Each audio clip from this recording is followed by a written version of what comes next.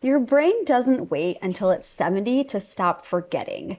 The dementia that we diagnose today actually started years ago in your 20s, 30s, even 40s, when you were just living your life, building your career, raising your family. In that time, environmental toxins were laying groundwork, metabolic dysfunction was happening, insulin resistance, all these things were happening in the background, leading to what we diagnose today as dementia. So today we are talking all about this because it's a hot topic nowadays, and it is the final piece of the story. And by the time we get diagnosed with something like this, it's been going on for a long time. So we really want to give you advice on how to prevent it and how to work on your health today so that that doesn't happen to you in a couple years, right? Yeah, absolutely. Right. Yeah. So you're right. Like, this story is similar to other topics that we've covered. Yeah. And as we go through this episode, we'll understand why it's the case. But similarly to cardiovascular disease, right? Like, people earlier start worrying about, oh, my cholesterol is elevated, and they start worrying about stroke and heart attack later in life. And so they're in their 30s having consideration about that. Right. And that's when we really want to be talking about dementia as well, yes, right? Definitely. And we're starting to see, I think, in a more aware and educated population, one of the bonuses of social media. Yes. we don't love social media for certain things, but it has brought a lot of awareness to this topic that by the time you're getting diagnosed with dementia, I mean, yes, there are some things you can do, but prevention is so much more important here. Definitely. And it starts really early, right? In your 20s, in your 30s, just like you said, like we see with cardiovascular support, right? Yeah. Okay, so I think it's important for us to start talking about how the brain kind of cleans itself, right? Because just like when we talk about detoxification, we always talk about the liver, right? Our body has a natural ability through the liver to detoxify. Our brain can do the same. And so when we get into, okay, how do we actually prevent things like dementia, cognitive decline? Well, it starts with how do we actually support our brain's ability to clean itself? Yeah. And so our brain has its own immune system, which we call the glymphatic system. A fancy word. We're going to try not to get too technical tonight. We don't want to bore you guys. Yeah. So we've got this glymphatic system, which is the brain's immune system. And you can think of it as like a, garbage truck going through, getting out all of those dead, decaying cells. Right. Like that, like people might have heard these terms like plaque and amyloid plaque. Yes. So similarly, not exactly, but kind of like the concept of how we think about keeping our arteries clean, right? That, our body has the ability to kind of keep things clean, clear plaque, and, keep it from becoming laid down. Yep. Similarly, we see that in the brain, and that's somewhat new. Like, I think discovered, 2010, 2012 kind of area. And it helps to, clear out that damage. And there's certainly, we don't need to go into all the details of that, but what is really important here now to talk about are the specific immune cells, right? These microglial cells, and what we're now understanding, and this is really only in the last couple of years, we're really understanding that those cells, which key here, surprise, surprise, we're going to talk about inflammation. Here we go. Hot topic these days. We've got these microglial cells, which are basically the brain's immune cells. Yep. And they can be in two different states, right? And one's inflammatory and one is basically protective, right? Not exactly. Anti-inflammatory. Yep. And so just like we see with acute inflammation and chronic inflammation, it's a bit of a similar concept where we've got these microglial type 1 cells. Those are responding to like acute inflammation, right? And those are very inflammatory. But when it's just for a short amount of time, that's okay. They're doing their job. They're responding to whatever insults in the brain that they need to respond to.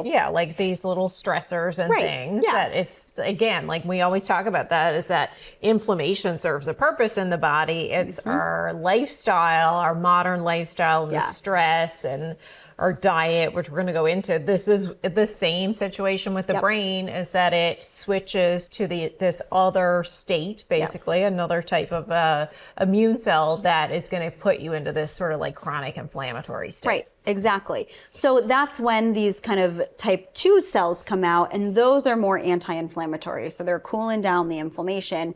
And so if we don't have the right balance of those two, then that contributes to more like neuroinflammation, right? More, garbage and gunk building up, and our immune system in our brain not properly functioning. And so really important to have those two types of cells well controlled and mediated there. Yeah, absolutely. So should we talk about sort of what triggers these cells, like specifically? So maybe we start with the sort of the pro-inflammatory cells. That type 1 cell. Type 1 cells. I think one of the biggest things to point out is poor sleep here. We know that the glymphatic system or the immune system is much, much more active while we're sleeping. So if we're not getting enough sleep and good sleep architecture, so deep sleep as well, that immune system is not working to its full capacity. Because these cells, they're still active during the day, but they're kind of just like surveilling. Surveilling? Is that a word? Surveying. Yes. Surveying. Okay. Surveying. I think surveilling is also a word. Surveying during the day. We'll hear in the comments. Yeah, let us know. Yeah. Surveying during the day, right? But then that garbage truck action is really happening while we're asleep. Yeah. So if you're not sleeping well, we gotta right, and work this on that. helps us understand why people who have these histories of poor sleep could be at higher risk of dementia. So now we start to get into the weeds of, well, what is going on there? Exactly. And there's more to the story too, peptides as well. But let's stay focused here on these cells. So what are some other things, that, so sleep we talked about, right? That's a big one. And then chronic stress is huge here. Yep, definitely. Gut dysbiosis, which is just a really fancy way of saying those bacteria levels in your gut are a little bit wacky. So you might have higher levels of more pathogenic or kind of these bad bacteria and low levels of the good guys. So that dysbiosis is what we term that. And that can definitely cause a shift in that immune system. And that's where that sort of like gut-brain connection comes in. Definitely. And then LPS, which we've talked about before. If you haven't seen our gut toxins episode, go back and take a look at that. But this is why we really, when we're thinking about brain health on many levels, right now we're talking about dementia, but for pretty much like any neurodegenerative disorder, we're thinking about that gut-brain connection and we think about leaky gut, leaky brain. And so if you have that LPS coming in from the gut, then that's going to trigger inflammation, just like we see it triggering inflammation in, in the cardiovascular system, with joint pain, all that sort of stuff too. Definitely. Right? Another thing is environmental toxins. This is also, activating that type 1 microglial cell. We did a previous episode all about microplastics. So that's a really good place for people to start if they're really trying to figure out, okay, how do I start to reduce my environmental toxin exposure? Yeah. Big topic. Yes, that's huge. We won't get stuck on that. I would say then probably the biggest thing we're dealing with as a population is poor diet. Right? Definitely. We know this metabolic control is so key for brain health, just like we talked about it for cardiovascular health, for, everything plays out. And there's almost, some people think about this conceptually almost as like type 3 diabetes, right? You'll hear that categorization when it comes to dementia as well. Yep, definitely. And it's all because it is this high sugar processed foods really triggering the inflammation cascade in the brain, that immune activation. And then of course, like we see traumatic brain injury here, this is not why, these are other cases that can also influence, but the biggest ones I think as a population that we're dealing with are like sleep and stress, gut health, poor diet, environmental toxins. Definitely. And then, some chronic infections and COVID comes into play here. There's some research on COVID here and activating those cells as well. and higher risk even of diabetes in, patients who have diabetes have higher risk of long COVID, basically, the longer activation of the immune cells. Yep, you got it. Yeah. Okay, so I think we got that covered. So then vice versa, right? This is going to make sense intuitively. In order to really activate those type 2 cells, which are more anti-inflammatory, right? It's the opposite of everything we just talked about, right? So, and we're in our next episode, we are going to dive deep into these topics, but an anti-inflammatory diet, really getting those omega fatty acids up. Movement is a huge piece. Focusing in and honing in on your sleep duration, your sleep quality, polyphenols, antioxidants, healthy gut, all that stuff, right? And we're going to talk about that. So makes sense. Perfect. All right. So let's talk a little bit more about what specifically is driving this neuroinflammation. And for those of you who watch our episodes, none of this is going to be new information, right? And I think that is the reassuring part about our medicine, is that it is always the basics, you guys. Like, sure, you can try the fancy supplements and do the fancy peptides and all that. And there's a time and a place for that stuff, and it is fun, but we can never out supplement the basics. And we know there's so much research on this stuff, right? These basics come into play. And they really are simple things that we can do. You don't have to spend a lot of money on this stuff. It's all about the basics. And I think what's key here is that the kind of practices, lifestyle that you need to basically lead to prevent dementia is the exact same thing for the most part that you're doing to prevent cardiovascular disease and diabetes. All of these have really all the similar underlying mechanisms of action, right? Exactly. So we're back to metabolic health, insulin resistance, elevated glucose, right? Exactly. So we've done previous episodes on this topic. So definitely, if this feels like you, go back and watch those, because so much great information there. But again, what's happening here is over time, your insulin and your sugar levels are increasing. That alone is going to cause inflammation, but specifically, it's going to cause inflammation in those tiny little arteries leading to your brain. You've got some big arteries up there too, right? But a lot of tiny ones.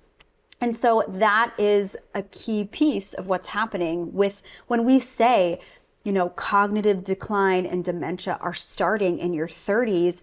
I find people in their 30s with insulin resistance every single day in clinic, it's so common. So common. And the interesting piece here too is, especially when you're in your 30s, your fasting sugar may be totally normal. Your hemoglobin A1C may be totally normal, right? And these are the two most common labs that conventional doctors, primary care docs are running, but not many people are checking that insulin level. And so that could be high.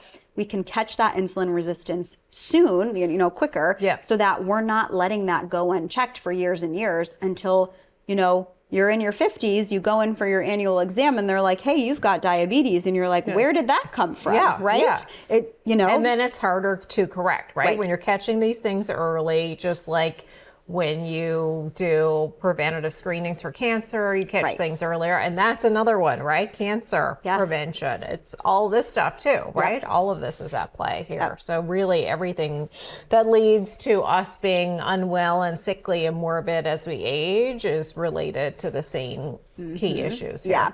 And I want to make another point here, because I see this so often in clinic and I hate it, but women who are now in their 50s, 60s, and 70s, they were not told how important it is to strength train, right? And so a lot of these women do not have good muscle mass on them. And when it comes to insulin resistance and good glucose control, muscle mass is key. And I hate that we didn't tell these women to do this, right? When they were in their 20s and 30s.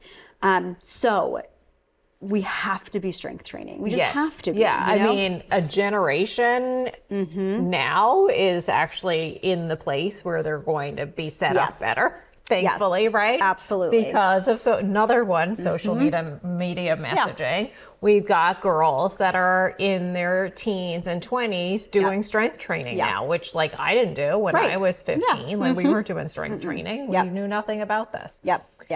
All right. So yeah, I mean, the exercise piece is also key here. We haven't like hit that hard, but do we want to talk about that now? I think that's a good time. Yeah, because we also know that being sedentary is a major risk factor for developing dementia. And so yes, strength training is great from the perspective of preventing prediabetes, insulin resistance. But it's interesting, there was a study that came out recently that showed that even moderate strength training compared to like really high intensity strength training, so lifting like really, really heavy weights, both of them created the same impact on brain health. And so I don't want people to feel like they need to be killing themselves in their workouts. Right, because sometimes it can be an obstacle for people to actually start up. So even the data that we know, even like for someone who isn't doing any physical activity at all, to start even with aerobic activity, like the strength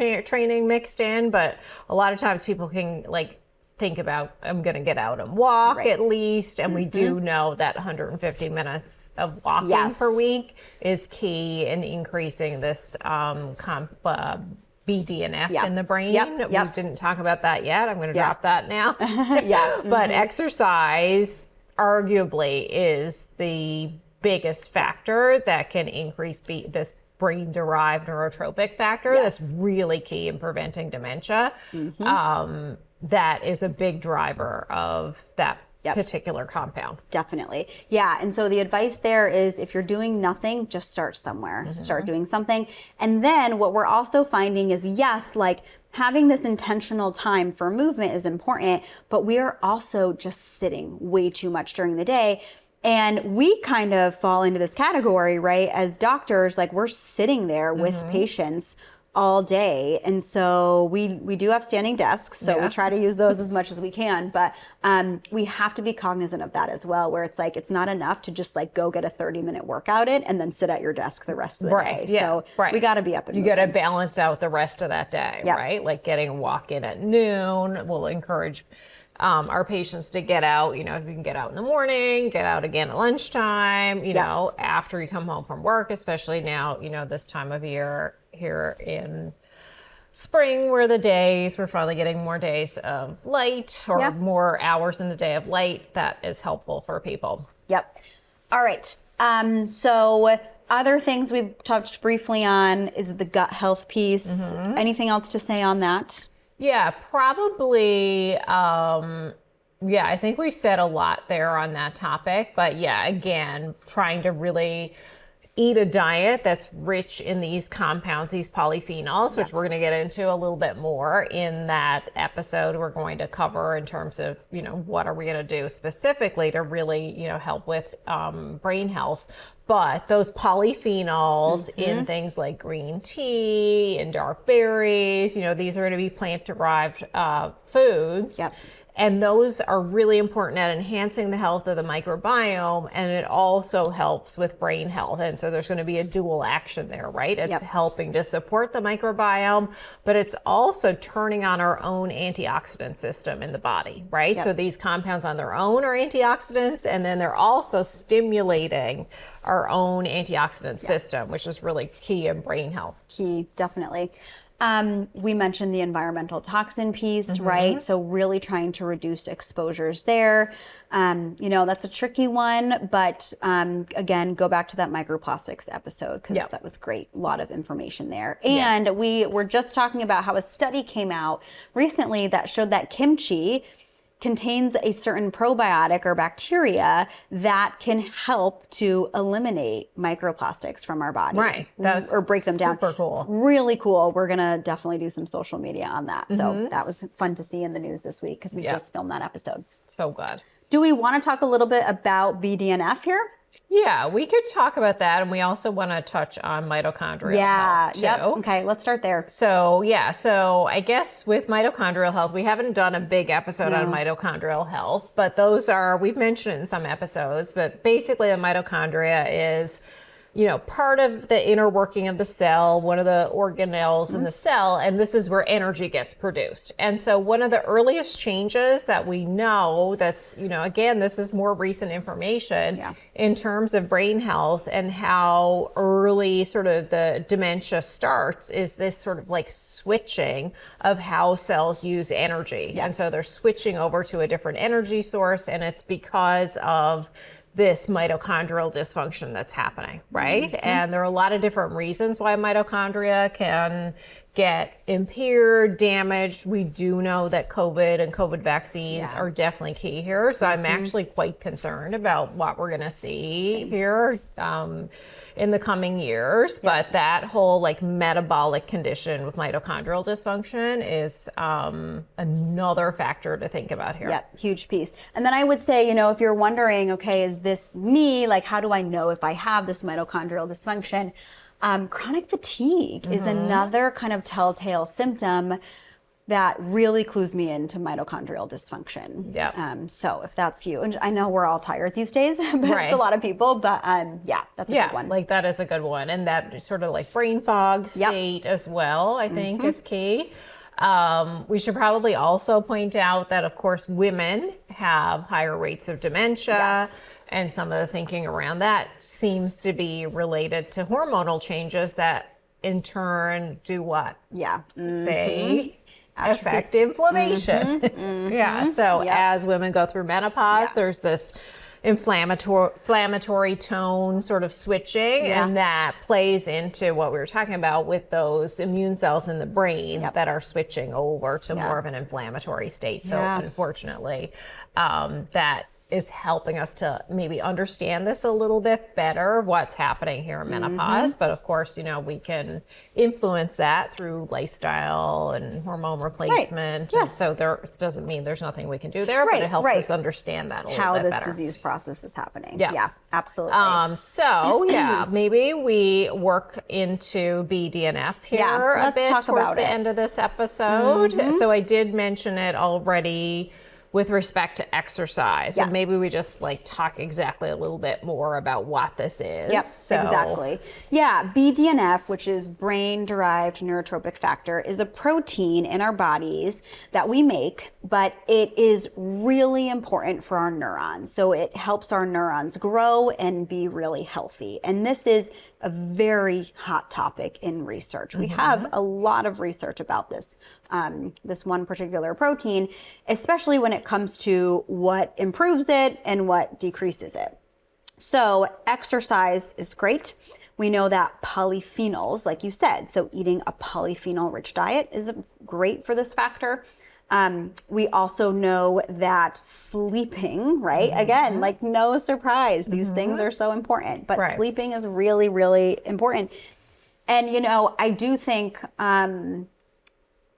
with like the use of wearable devices, this has become easier to talk to patients about because, and I maybe fall into this category where I'm like, oh, I don't need sleep. I'm fine. Like I can stay up late, do work, because whatever. then you think you're functioning fine, right? And you're not thinking about how a lot of this can be silent, right? We don't know what, no idea like what's low going on. BDNF. We know that there are lower levels in dementia. There's also a big link with depression there as well, right? So it is affecting neurotransmitters and brain health and potentially like inflammation there. But it is correlated with a lot of different factors, memory as well, which makes sense. Like think about like really terrible sleep. People will have impairments in cognitive function. They like clearly demonstrated that on testing, right? Where you can go through testing to look at specific related to cognitive function. Other things, we know that social isolation lowers BDNF, right? So really making sure that you have a good community, people that you enjoy spending time with, right? We're not just looking at our phones all day. Absolutely. Chronic stress, right? We've talked about that. Being obese, having metabolic syndrome, having a diet high in processed carbohydrates, added sugars, right? All of this is going to lower our BDNF, right? And so big deal there. With testing, maybe we just hit that a little bit. That is a little bit difficult, I think, to do. Like, you know, it hasn't really hit that we just are routinely doing BDNF testing on patients. Yeah. So it can be measured post-mortem, which, you know, that's not going to help us right now. But the methodology maybe is on its way to improving here. But, you know, you can do some correlative work here and look at BDNF, but it's not something you can get through like a standard like test that you will go to your doctor and have done at this point, right? Exactly. So in this case for testing, we are relying more on those indirect markers, right? Cholesterol, insulin, sugar, right? Inflammation markers, things like that. So, I mean, in summary, we're really back to basics again. Surprise, surprise. But we can get a little more targeted here as well. So in the next episode, we're really you heard us mention polyphenols a little bit here. You're probably wondering about diet, and are there even like more specific dietary practices that have been shown to help with dementia? And yes, like there's some really good, like promising studies here.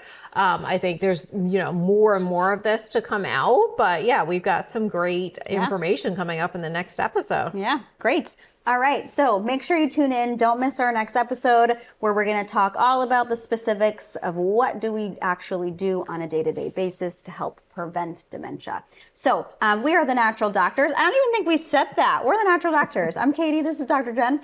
And make sure you subscribe to our YouTube channel so you never miss an episode.